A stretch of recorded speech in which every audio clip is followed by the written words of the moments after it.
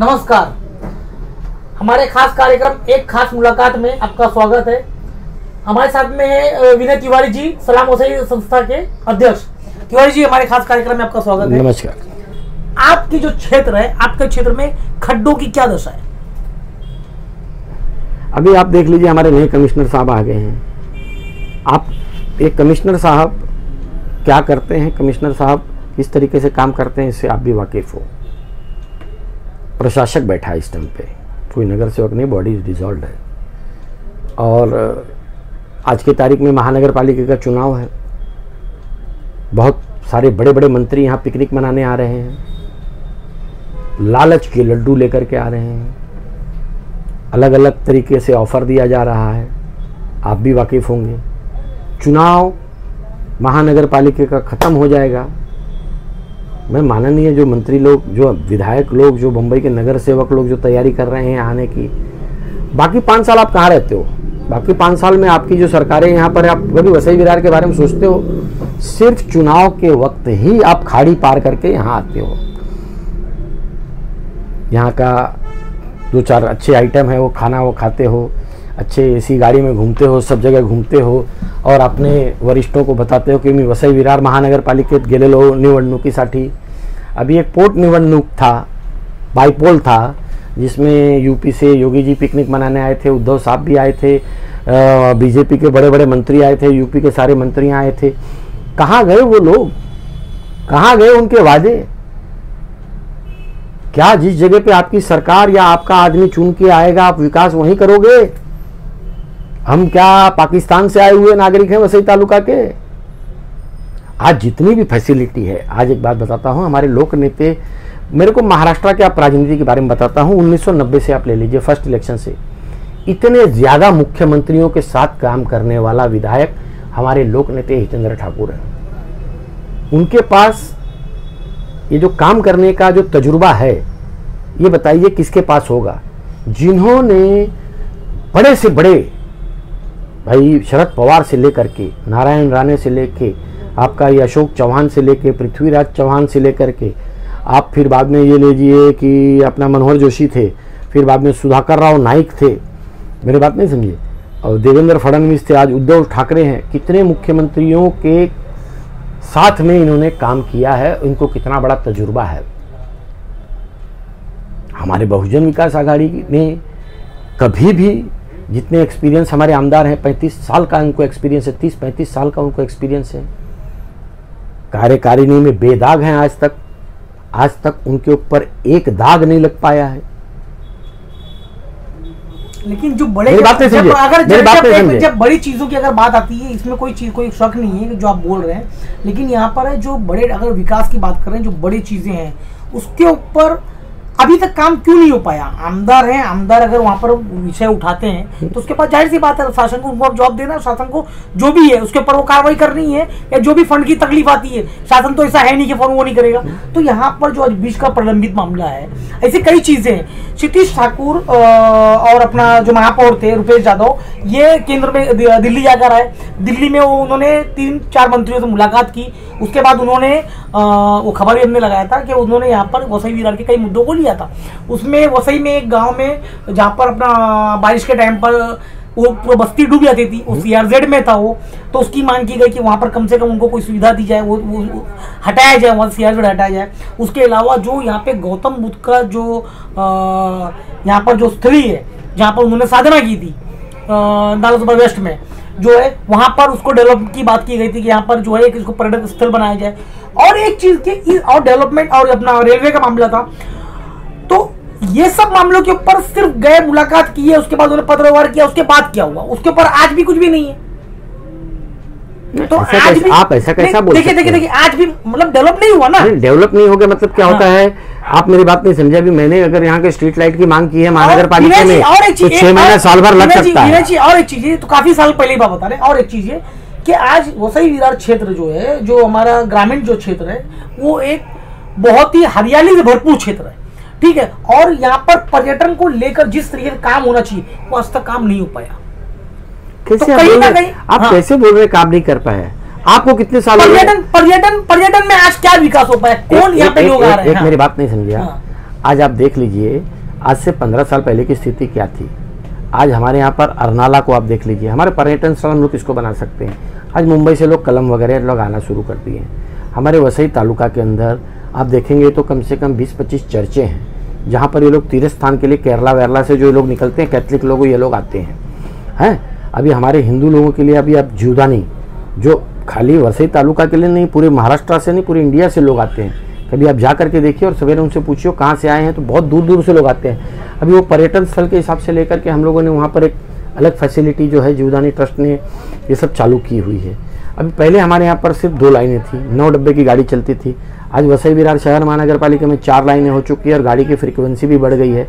Frequency बढ़ाने में जो है हमारे लोक नेता हितेंद्र जी ठाकुर, क्षितिज ठाकुर जी, इनका कंटिन्यूसली फॉलोअप रहता है कि हमारे पैसेंजर्स कहीं नहीं जावे। आज मुंबई जो है ना सुखी क्यों है, आपको बता देता हूँ। मुंबई सुखी इसके लिए है कि 25 लाख की हमारी वसई तालुका की एक अंदाजित आबादी है।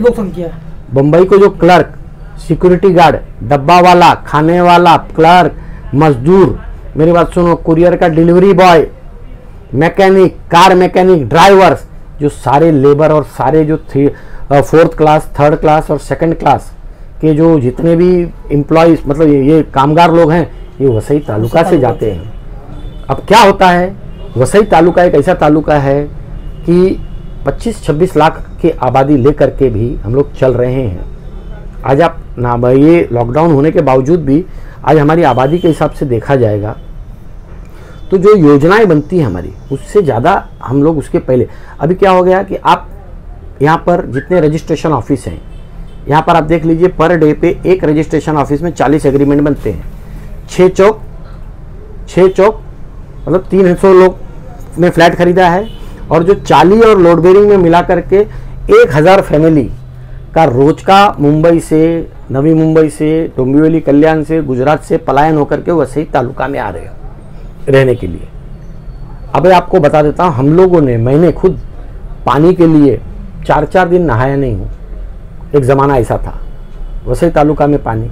आज हमारे पास खुद के 3 डैम है, 4थे डैम की हमारी तैयारी हो रही है।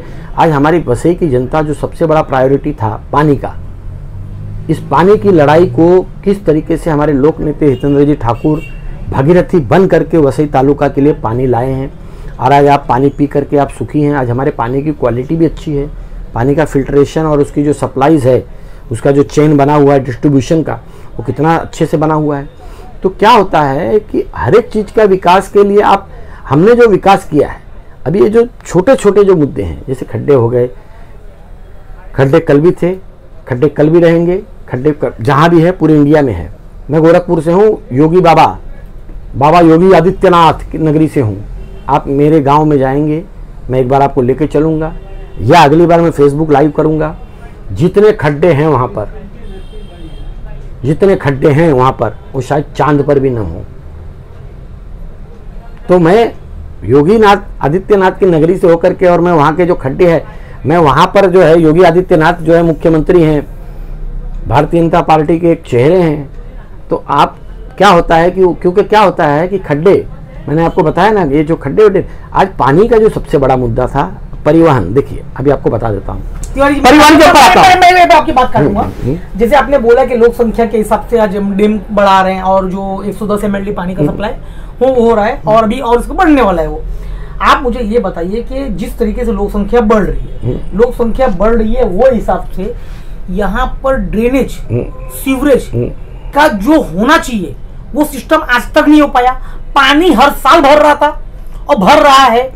अभी ये बार जो है काम पानी कुछ जगहों पे कम भरा है क्योंकि वहां पर काम हुआ उतरा भी है, इसमें पानी उतरा भी था। लेकिन कुछ जगह आज भी वसई विरार में ऐसी हैं जहां पर 6 दिनों तक पानी लगातार भरा रहता। आपको आज भी कई जगह बता दें कि जहां पर घरों के अंदर 4-4, 5-5 दिन घरों के अंदर पानी भरा रहता था। ठीक है, तो आप तिवारी जी ये चीज बताइए कि अगर इस तरीके का वो हाल रहा है तो यहाँ पर पानी निकासी का आज भी वसई विरार जो अपना जो निर्भर है, वो निर्भर ओपन जो अपना ये है नाले है उसके ऊपर है। अंडरग्राउंड जिस तरीके का जो बनना चाहिए, जैसे कि और जगह लोग ने किया है, जो खाड़ी से निकाला हुआ है, मीरा बंदर में खाड़ी में, वो सिस्टम आज तक नहीं बन पाया। तो अगर हम इसकी बात कर रहे हैं कि अगर और अगर हम ये भी चीज बेसिक में आती है कि इस तरह की होना चाहिए, वो आज भी हमारे यहाँ नहीं हो पाया। इंफ्रास्ट्रक्चर डेवलपमेंट जिसे कहा जाता है सिटी का जो होता है, वो कहीं ना कहीं चरमरा गया है। आपको ऐसा लगता है? लोक संख्या आप एक बात सुनिए मेरी बात, जो जहां पर जो रिक्वायरमेंट होनी चाहिए वो रिक्वायरमेंट नहीं है। देखिए मेरी बात नहीं समझिए, मैं पहले ही आपको बताया हूं कि पूरा वसई तालुका आप घूमो, नेगेटिविटी का चश्मा और विरोध का चश्मा लेके घूमोगे तो आपको विकास कहीं नहीं दिखेगा। अगर आप पीला कलर का, मेरी बात सुनिए, आप लाल कलर का चश्मा, भगवा कलर का चश्मा लगा करके आप घूमोगे तो आपको यहाँ विकास नहीं दिखेगा। एक बार मेरी बात सुनिए, एक बार आप ये पीला चश्मा पहन करके आप वसई तालुका को घूमिए, आपको चारों बार विकास ही विकास नजर आएगा। अगर आप गटर और नालों को ही विकास मानेंगे तो गटर और नालों को विकास नहीं। एक आपको बता देता हूँ, हम लोग हैं कोस्टल एरिया में, बाजू में समुद्र है हमारे यहाँ से 6-5 किलोमीटर पे। पूरे महाराष्ट्र की स्थिति ऐसी है कि जहाँ पर समुद्र है, आप गोवा तक चले जाइए, वहाँ से 3 किलोमीटर से, गुजरात से आप शुरू कर दीजिए, पालघर से शुरू कर दीजिए, 3 किलोमीटर से 12 किलोमीटर के बीच में हमारे इस तरफ पहाड़ पड़ता है, पूर्व तरफ, पश्चिम तरफ हमारे समुद्र पड़ता है। अब हम लोग क्या पढ़ते हैं कि समुद्र में जब भर्ती आती है तो वहाँ का पानी बैक मारता है। मुंबई महानगर पालिका का बजट लगभग एक स्टेट के बराबर होता है, 7-8 स्टेट का बजट भी उसके सामने। लेकिन कुछ ऐसे इलाके हैं मुंबई के जिसका हर साल न्यूज़ वाले मजा लेते हैं, एवढा पानी में है, इतना पानी में है, ये है, टैक्सी वाले को बोट बीट, ये सब सारी चीज़ें। रही बात कि जो पानी का बात है, क्षितिज ठाकुर जी हर वक्त प्रयत्नशील रहते हैं, केंद्र सरकार से, राज्य सरकार से करस्पॉन्डेंस हरदम करते रहते हैं। हमारी महानगर पालिका ने जो पिछले साल जो काम, क्या हो जाता है कि लोग यहां पर, हम लोग विरोध करना जानते हैं, सॉल्यूशन पे बैठ करके आप काम करिए। अगर आपके पास कोई अच्छा सॉल्यूशन है, हमारे नगर सेवक महापौर के पास चलिए, बैठिए, आप आमदार के पास जाके हमारे बैठिए, आप भी सजेशन दीजिए, आपके भी सजेशन का स्वागत है। आप एक एजुकेटेड, पढ़े लिखे हुए, आप पूरी दुनिया घूमे हुए हैं। तिवारी जी, अभी मेरा 2 सवाल करके हम खत्म करेंगे। अब एक चीज़ बताइए कि आने वाला, फिलहाल में आप एक राजनीतिक नहीं, आप एक सामाजिक स्तर बताइए कि पिछले 50 दिनों से दिल्ली में वहाँ पर किसान आंदोलन चल रहा है, और किसान आंदोलन के ऊपर आप ज़्यादातर राष्ट्रीय मामला हो और अपना राज्य के मामला हो, कई चीज़ों पर जो आप अपनी राय रखते थे। किसान आंदोलन हो रहा है, इसमें ना तो बहुजन विकास ने भी अपना स्टैंड वो रखा हुआ है, ना ही इसके ऊपर उन्होंने समर्थन दिया है, ना विरोध, मतलब कुछ भी उन्होंने वो नहीं किया है। क्या कहना चाहोगे आप इसके ऊपर? देखिए, ये जो भारतीय जनता पार्टी की जो केंद्र में सरकार है, इसके बारे में कुछ भी अच्छा बुरा बोलना, ये मुझ जैसे शरीफ आदमी को शोभा नहीं देता। क्योंकि क्या होता है कि आज के तारीख में ये लोग नोटबंदी किए तो क्या बोले कि सारा स्विस का पैसा आ जाएगा, ब्लैक पैसा वाइट हो जाएगा। 17 लाख करोड़ रुपए के करीब मार्केट में पुराने नोट थे, 1000 और 500 के, और टोटल के टोटल नोट बदली हो गए। कहाँ गया ब्लैक का पैसा? किसान का आप बिल लाने से पहले आपको किसान को, विरोधी पक्ष नेता को, सबको आपको एक बैठ करके एक परिचर्चा होनी चाहिए थी कि ऐसा ऐसा कानून ला रहे हैं, ऐसा ऐसा ये होगा, ऐसा ऐसा ये जो कानून लाया है, इसमें बड़े बड़े जो उद्योगपति, देखिए आज अडानीज हो गए, अंबानीज हो गए, ये लोग बड़े बड़े मॉल खोल रहे हैं। आप देखेंगे आज आपकी बीवी और मेरी बीवी भी जाके डीमार्ट से खरीदती है, लोकल बनिया से नहीं खरीदती है। कल ये जो मॉल में सस्ते भी दे रहे हैं, सब चीज़ इनके पास है, तो कल उठ करके ये जब हम लोग मजबूर हो जाएंगे तो हम लोग इनके अधीन हो जाएंगे, इनके गुलाम हो जाएंगे। और रही बात है कि ये जो केंद्र में सरकार चल रही है, इस टाइम पे बनियों और व्यापारियों की सरकार चल रही है। हमारे तुम्हारे इनको मालूम है कि एक लॉलीपॉप दे दिया है, राम मंदिर बन गया है, अब आदमी को ऐसा लग रहा है जैसे उसके घर में 10 साल का राशन पानी आ गया है, खुश है। ये भाई राम मंदिर जो बन गया वो केंद्र सरकार की भी ये देन थी। आज जो वहाँ पर किसान हैं, किसी पंजाबियों को बोला जा रहा है, खालिस्तानी बोला जा रहा है, सोशल मीडिया पे क्या क्या बोला जा रहा है। किसान, देखिए किसान इस देश की रीढ़ की हड्डी है। जय जवान जय किसान, मतलब हमारे देश की जो रीढ़ की हड्डी है। आज आप मेरे से कृषि प्रधान देश है, आज आप मेरे सामने छाती ठोक करके एकदम कड़क प्रश्न इसके लिए पूछ रहे हो कि मेरे जवानों की वजह से मेरा देश सुरक्षित है, मेरा पेट मेरे किसानों की वजह से भरा हुआ है, तुम्हारा पेट भरा हुआ है। आज किसानों की वजह से, और आज बड़े देश के लिए बड़े दुर्भाग्य की बात है कि हमारे प्रधानमंत्री जी, कृषि मंत्री जी और उनके भक्त किसानों का दुख दर्द नहीं समझ रहे हैं। उनको एक ही चीज़ जो जानते हैं, 20 लाख करोड़ का पैकेज कोविड के टाइम पे डिक्लेयर किया गया था। आप मेरे से अच्छे पत्रकार, आप मेरे से अच्छे मित्र भी हैं और एक अच्छे पत्रकार भी हैं, खोजी पत्रकार हैं। जरा उस 20 लाख करोड़ का मुझे कुछ तो हिसाब बताइए, क्या हुआ, कहाँ गया? आत्मनिर्भर योजना जो केंद्र सरकार की है, उसमें यहाँ पर जो वेंडर हैं, जो हॉकर्स हैं, उनको 10-10 हज़ार रुपया दिया जा रहा है। और सभी महानगर पालिकाओं में, वार्ड में जो है फॉर्म भरे गए और उसमें ये हुआ कि 2 से 1 या 2 दिन के अंदर या 1 हफ्ते के अंदर उन्हें फॉर्म भरने के बाद महानगर पालिका ने उसको वेरीफाई करके भेज दिया उनके डॉक्यूमेंट्स के साथ में, और उसके बाद बैंक से उनको दे दिया जाएगा। तिवारी जी, आपके पास भी कई लोग, आप सोशल एक्टिविटीज से हो, राजनीतिक भी हो, आपके पास भी कई लोग आए होंगे। आज वो वेंडर धक्के खा रहा है बैंकों की, बैंकें उन्हें धक्के खिला रही है 10,000 रुपये के लिए। और एक जो रोड पर जो धंधा कर रहा है उसे कहा जा रहा है कि तुम्हारा सिविल खराब है। जिस हॉकर ने कभी जिंदगी में लोन नहीं लिया उसे बताया जा रहा है कि तुम्हारा सिविल खराब है, और उससे जो 10,000 रुपया जो केंद्र सरकार की योजना का है, जो केंद्र सरकार ने चिल्ला कर कहा कि हमने ये पैसे जो है ये रिलीज किए आत्मनिर्भर के लिए, 10,000 में कौन सा आत्मनिर्भर, और वो 10,000 भी जो मिलना चाहिए वो उन्हें नहीं मिल पा रहा है। महानगर पालिका से फॉर्म चला जा रहा है और बैंकें जो है उन्हें दौड़ा रही हैं। ऐसे मामलों पर आप क्या कहना चाहोगे, या अगर आपके पास ये मामले आते हैं तो आपको इसको किस तरीके से उठाओगे? देखिए, आंध्रा बैंक में, यूनियन बैंक में मैं इसके लिए जाकर झगड़ा भी करके आ गया हूँ। मेरी गाली गलौज तक हो गई थी। मैंने बहुत ही सांस्कृतिक भाषा का भी इस्तेमाल कर दिया था। आप मानोगे नहीं कि बहुत लोगों के ऐसे फॉर्म्स में अटेस्टेशन और सब चीज़ों मेरे तरफ मैंने भी उन लोगों की मदद की है। तो क्या हो गया है कि मोदी सरकार जो है ना, ये योजनाएं ऐसा लकड़े का लड्डू देती है जिसको आप चबा भी नहीं सकते हो। अगर आप फोड़ के खा लियो तो आपके पेट में अल्सर हो जाएगा। पक्की बात है, योजनाएं इसके सारे कागज पर हैं। इसकी योजनाओं का अगर किसी ने मेरे को एक बता दो कि इसके सुख और आनंद लिया होगा तो। आपके पास ऐसे मामले आए हैं? हाँ, मैं बैंक में जाके झगड़ा भी किया हूँ। अब एक बात बताता हूँ, आपका हो चाहे मेरा हो चाहे किसी का भी हो सकता है नरेंद्र मोदी जी को तो क्या केंद्र सरकार से पगार मिलता है, अगर वो भी हमारे तुम्हारे जैसे सामान्य आदमी होती है और अमित शाह भी हमारे जैसे सामान्य आदमी होते तो ये कोरोना काल में 9 महीने में सबका सिविल खराब हुआ है।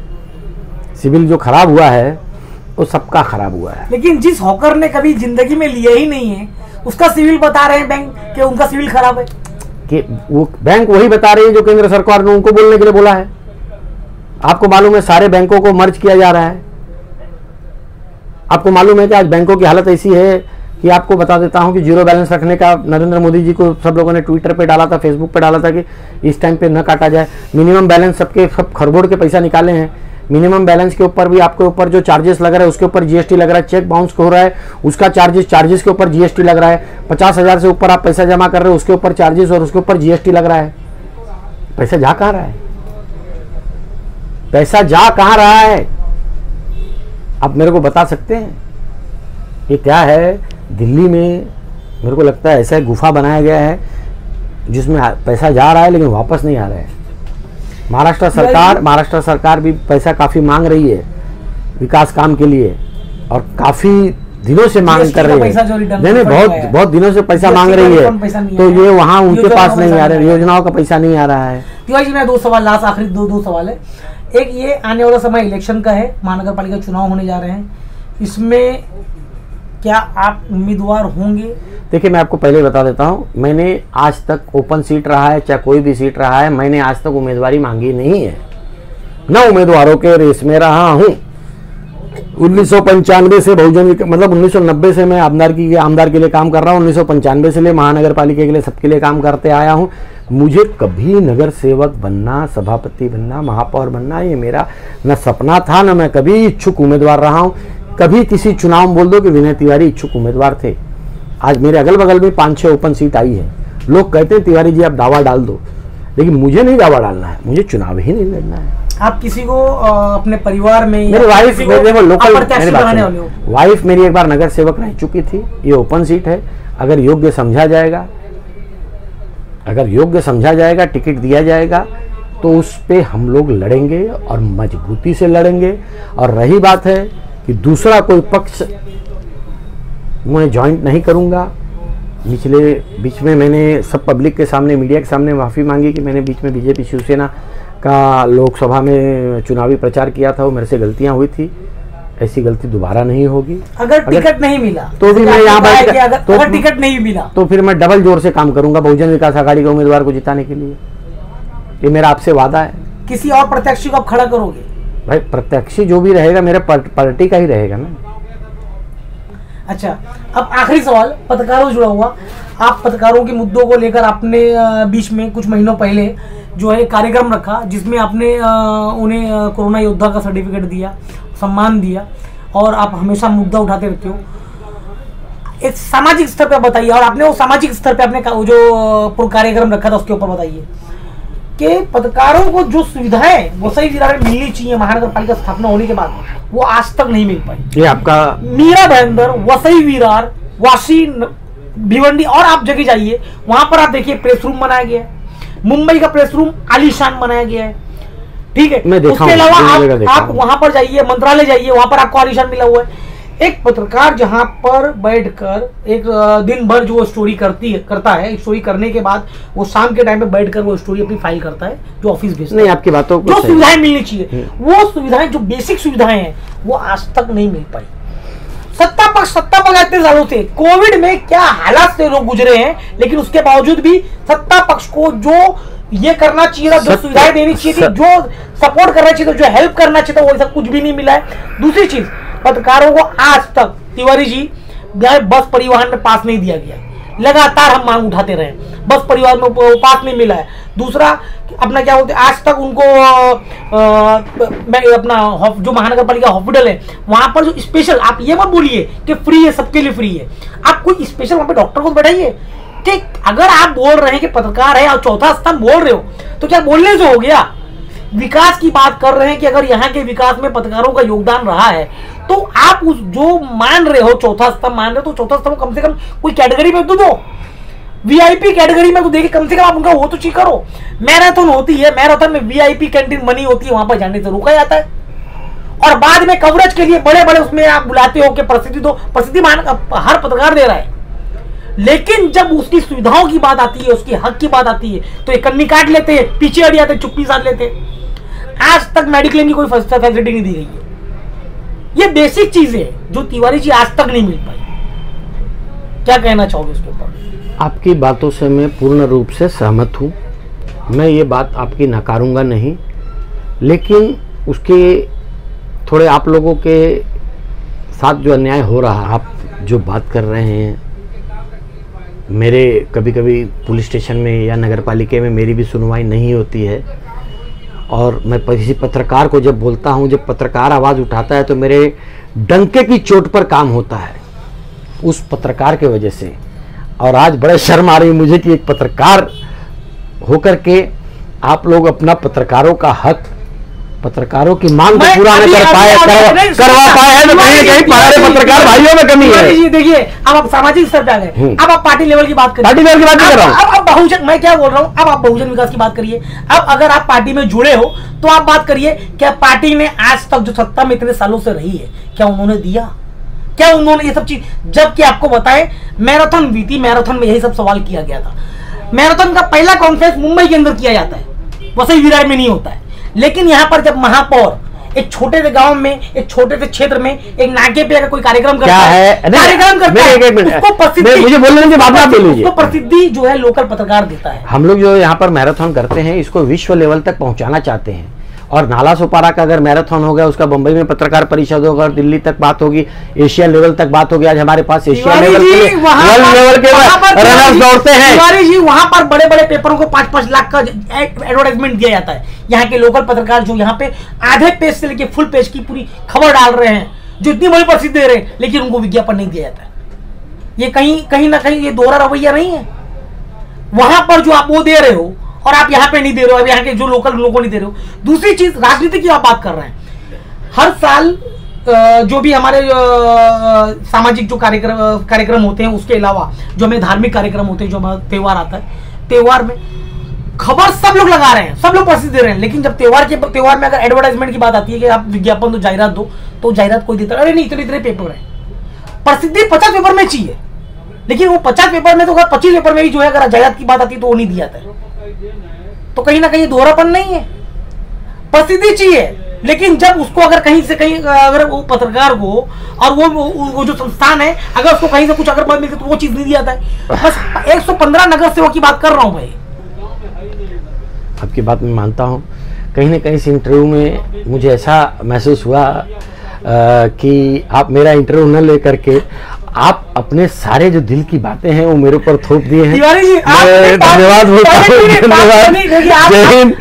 महाराष्ट्र। आप बहुजन विकास क्या है, देखिए आप सक्रिय रूप से रहते हो, ठीक है, और आप हमेशा जो है पत्रकारों की बात रहूंगा, इसलिए जो है ये सवाल आपने, आपकी बातें वाजिबी हैं और इसके ऊपर सवाल को कम से कम आपको आगे भी एक बात मैं आपको आज वादा करता हूँ, आप जहां भी पत्रकार भाइयों के लिए, आपकी इस हक की लड़ाई के लिए जहां भी बोलोगे, मैं मेरी टीम यहां से लेकर के दिल्ली तक आपके साथ हूं। आप पत्रकार हैं, आप समाज के आईना हैं, आप मुझे मार्गदर्शन करिए, मैं किस तरह से लड़ाई करने के लिए, मैं इसके लिए लड़ करके आपका हक दिलाने के लिए पूरी तरीके से कोशिश और प्रतिज्ञाबद्ध हूँ। आज एक लास्ट सवाल, सलाम वसई सेवा संस्था हर साल जो है एक मिनी मैराथन का आयोजन करती थी, जो इस बार नहीं हो पाया मैराथन कोरोना की वजह से।